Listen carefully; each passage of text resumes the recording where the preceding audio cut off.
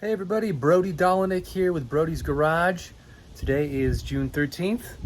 This is episode 38 of Brody's Garage. And it's just kind of a mess around here. Okay, so the big item is that after mocking up my turbo downpipes, which this is the old style here, made of 3-inch mandrel bent round tubing, I thought I was doing a great job and I was kicking butt and I thought I had ample tire clearance. The problem was I had the car resting on jack stands supported under the control arms right about there, and I thought, well, that will load the chassis properly. But for some reason, when I took it off the stand and put it on the actual tire, back here, it squatted a little bit further and I had less clearance to the tire than I thought. Now when you turn this wheel in, it's dead close to that little flex coupler right there. So I had to scrap the idea and do it over. And what I ended up doing is, and I'd actually anticipated this in advance, was I had ordered some oval 3-inch tubing with some 3-inch transitional pieces that go from round to oval.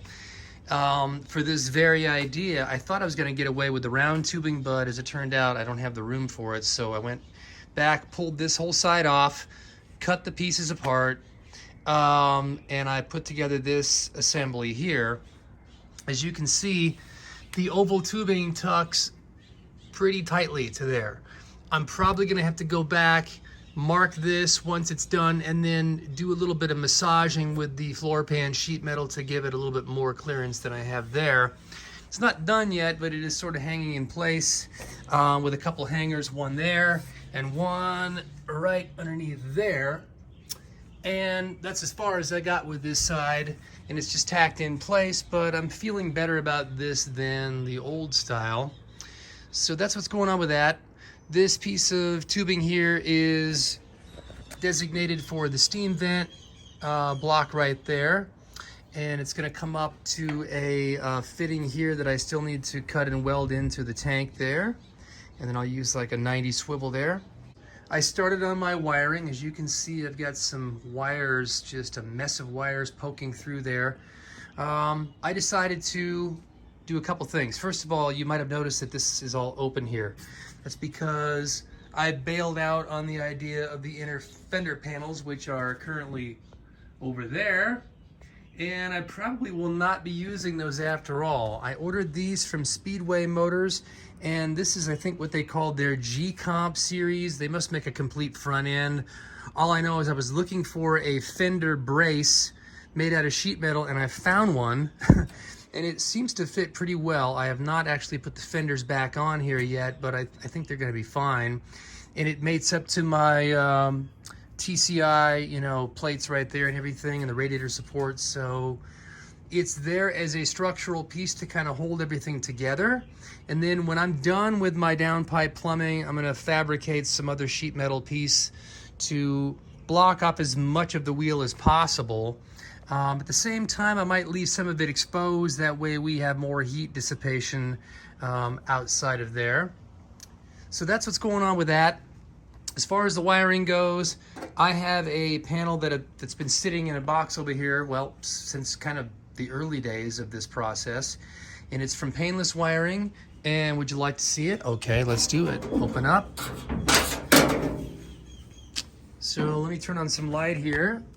And there is my fuse box, which is mounted through the firewall. And what I did is I made a grommet hole up there, a 2-inch grommet hole, using one of those Earl's Seal It deals. And so some of the wiring is going up through there, and then it comes out, if you can see in there. I don't know if you can see in there, but the second grommet obviously comes there. So I had fed the wires up through the cowl and then through the firewall here. Most of this stuff is for like headlights, horn, etc., etc. Some of it is engine, power, blah, blah, blah. But because we have the Holley Terminator, we're not using all that much factory style chassis wiring. So only some of that's going to be used and cut to length. And I'm waiting on some wire loom shielding or sheathing to disguise that. I've run another one of the sections already through the cowl, up through the cowl, and then down through here, and then along through the rocker panel, and that is for the tail lights, etc. Again, some of this will not be used, but I might hijack some of the wires and make it for my fuel pump triggering for the relays, which we got a couple relays here. I'm gonna build a little panel bracket of some sort, and I don't know where I'm gonna mount this exactly, but probably will live over there somewhere, or maybe possibly on the underside of the chassis. This is for my primary and secondary fuel pumps, which are right there. So obviously I want this somewhere back here close to the pumps. It'll get battery power, and then it'll get a trigger wire from the ECU from Holley. And same goes with the pump for the ice water tank. I'm gonna put a relay back here and figure out how I want this to trigger. Maybe based on intake air temperature, it'll kick on and off.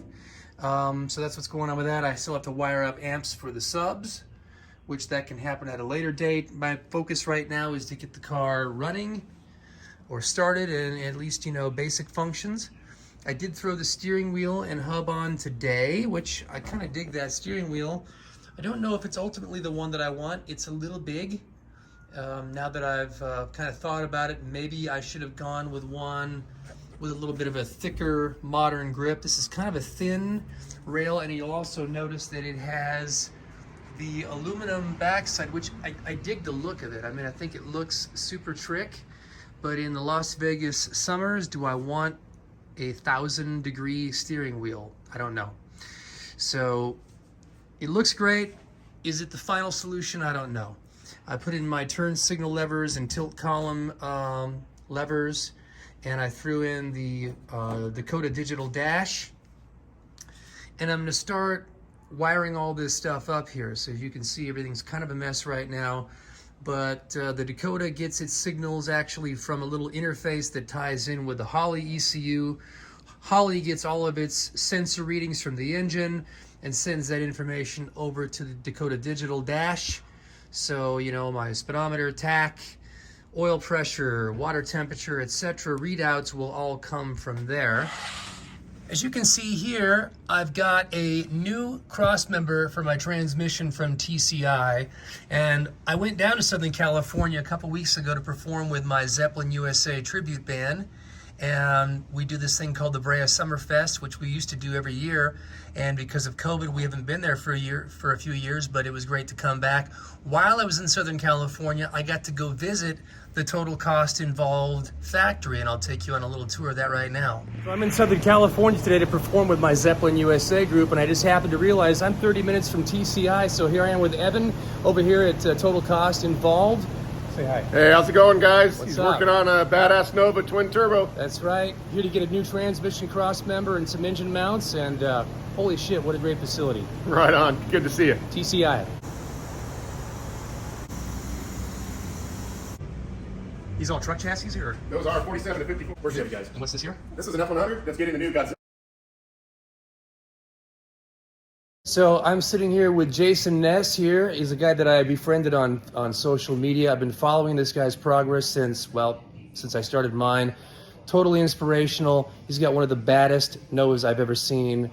Quality everywhere. Exceptional fit and finish, fabrication. Jason, thanks for letting me swing by today and take a look at your beautiful car. Yeah.